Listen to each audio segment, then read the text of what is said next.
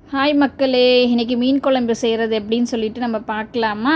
சின்ன வெங்காயம் 1/4 கிலோ, பூண்டு கொஞ்சம் உரித்து வச்சுருக்கேன். அப்புறம் பார்த்திங்கன்னா சின்ன வெங்காயமும் பூண்டும் தட்டி வச்சுருக்கேன். கருவேப்பிலை வச்சுருக்கேன்.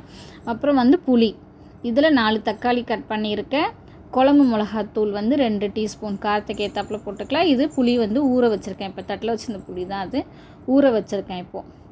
இப்போ இதெல்லாம் என்ன பண்ண போகிறோம், இதெல்லாம் மீன் குழம்புக்கு சேர்த்திங்கன்னு வச்சுக்கோங்க, மீன் குழம்பு அவ்வளோ சுவையாக இருக்கும். இப்போ தாளிக்கிற பாத்திரம் வச்சுட்டோம், எண்ணெய் ஊற்றிட்டோம். எண்ணெய் நல்லா காஞ்சிட்ருக்கு. காஞ்சோடனே நம்ம என்ன பண்ண போகிறோம், கடுகு போட போகிறோம். அப்புறம் கடுகு போட்டுட்டேன். இப்போது அடுத்து வெந்தயம் போட போகிறேன். வெந்தயம் தான் டேஸ்ட்டு கொடுக்கும். காரக்குழம்புக்கு எல்லாத்துக்குமே வெந்தயம் போடுவாங்க. அதே மாதிரி மீன் குழம்புக்கும் வெந்தயம் போட்டால் தான் நல்லா டேஸ்ட்டு கொடுக்கும். ஸோ வெந்தயம் போட்டாச்சு, அதுவும் நல்லா புரிஞ்சிட்ருக்கு. அப்புறம் உரித்து வச்ச பூண்டு இருக்குல்ல, அதை நல்லா போட்டு வதக்கணும்.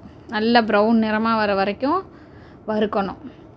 நல்லா ப்ரௌன் ஆகிடுச்சு பாருங்கள், இவ்வளோ அழகாக ப்ரௌன் கலராக மாறுது. பூண்டு நல்லா வதங்கணும். வதங்கினோன்னே சின்ன வெங்காயம் கட் பண்ணி வச்சுருக்கோம்ல, அதையும் போடுறோம். நம்ம போட்டு இப்போ நம்ம என்ன பண்ண போகிறோம், கருவேப்பிலை போடுறோம் நெக்ஸ்ட்டு. ஓகேவா, கருவேப்பிலை நிறைய போடக்கூடாது, கொஞ்சம் தான் போடணும் மீன் குழம்புக்கு.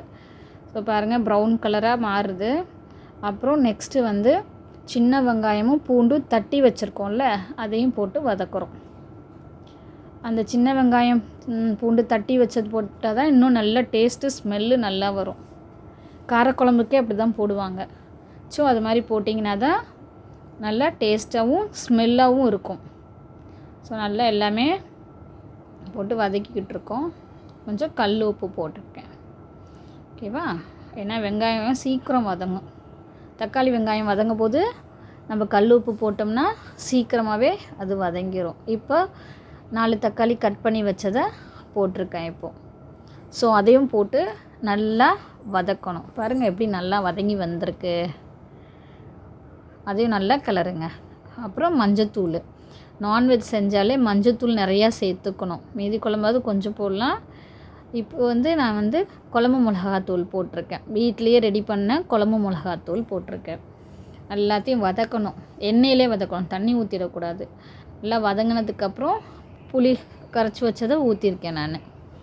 போட்டு நல்லா வதக்குங்க. மீனை கட் பண்ணி எவ்வளோ அழகாக வச்சுருக்கோம் பாருங்கள். மஞ்சத்தூள்லாம் போட்டு கழுவி க்ளீனாக வச்சுருக்கோம்.